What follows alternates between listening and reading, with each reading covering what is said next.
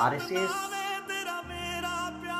अगर देशभक्ति संगठन होता तो उसमें जो हमारे क्रांतिकारी लोग हैं, भगत सिंह, सुभाष चंद्र बोस, ये लोग क्यों नहीं शामिल हुए? और आज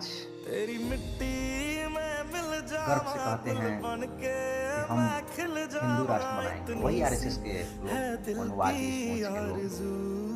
और यही आरएसएस वाले 11 दिसंबर 1949 को डॉक्टर बी.आर. अम्बेडकर के पुतला दहन किए और इन्होंने कभी अपने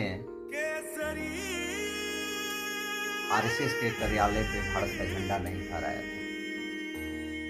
तो ऐसे